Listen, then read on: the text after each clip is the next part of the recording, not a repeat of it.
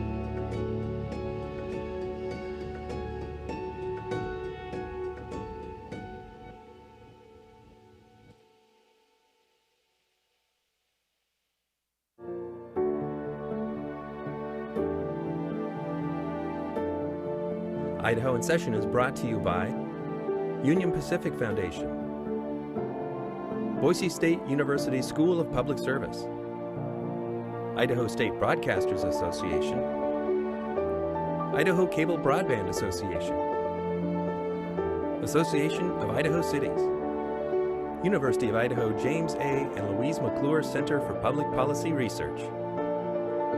Additional funding provided by the Friends of Idaho Public Television Endowment.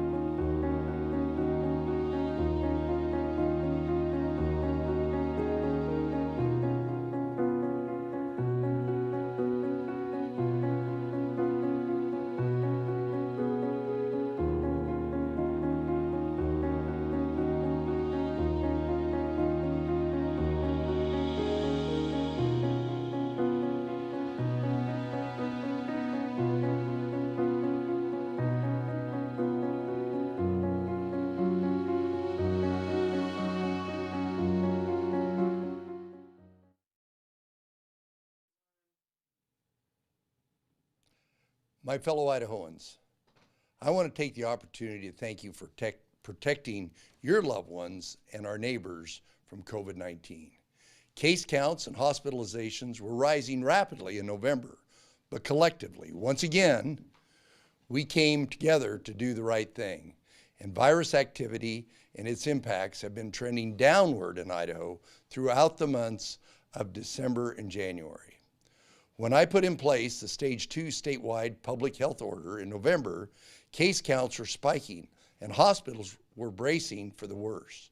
Today, thanks to you, those case numbers are much lower and trending downward. Idaho is now has one of the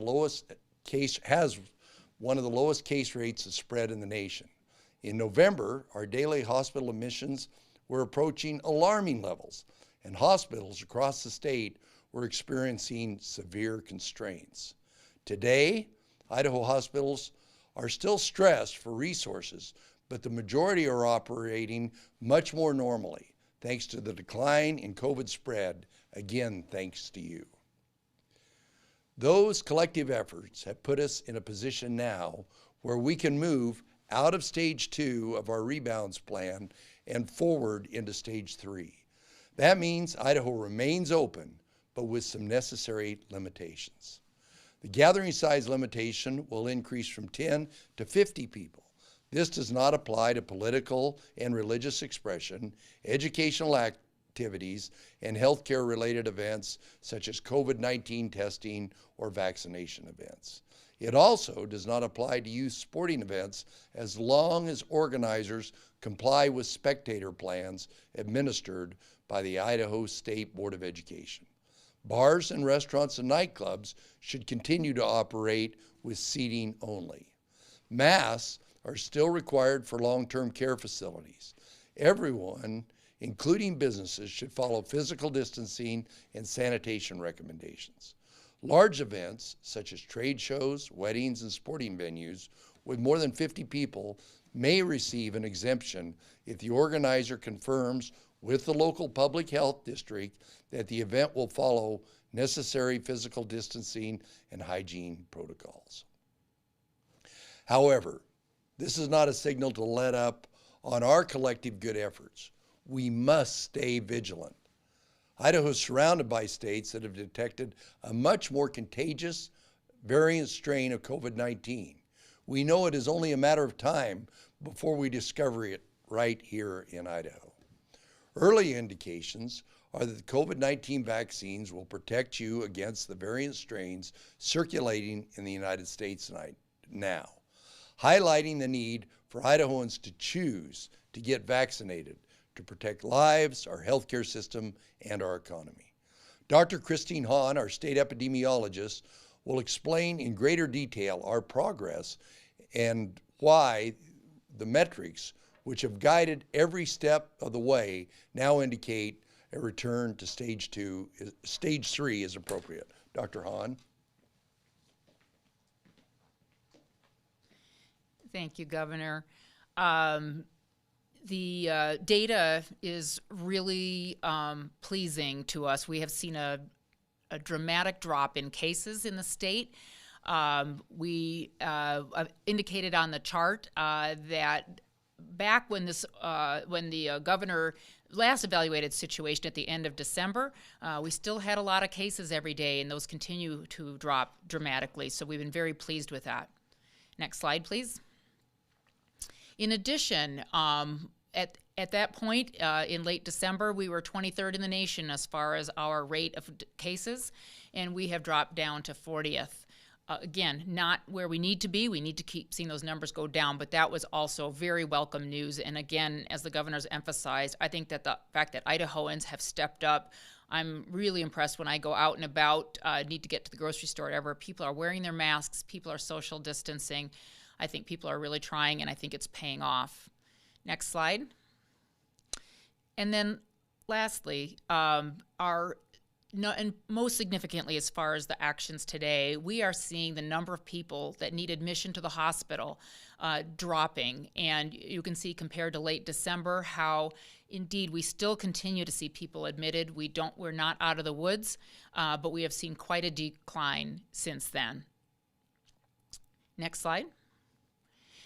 However, as the governor already mentioned, we are concerned. This is not the time to throw the masks away and go back to normal. We're not there yet. As the governor mentioned, we are concerned that, first of all, vaccination efforts are really still in the beginning stages. We were very pleased this week that many seniors were able to access vaccinations, and that will hopefully continue to ramp up. But we know that many people have not yet had the opportunity to be vaccinated.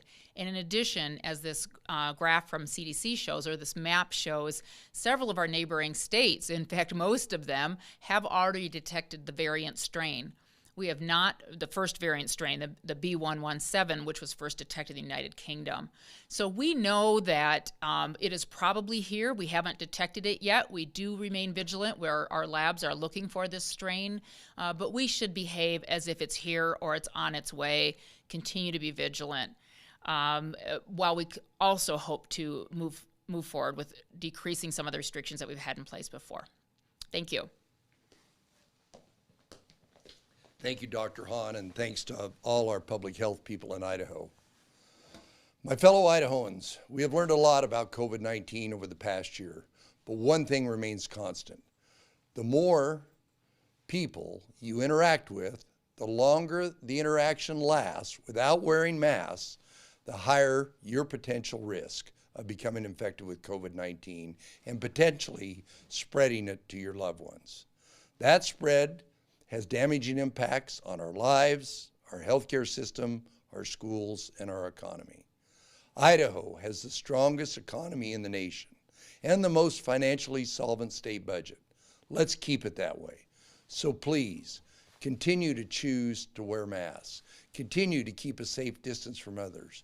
Continue to get tested as needed and stay home if you're sick or if you've been directly exposed to COVID-19. Choose to get the COVID-19 vaccine. We are doing a good job, Idaho. Let's keep it up. Thank you.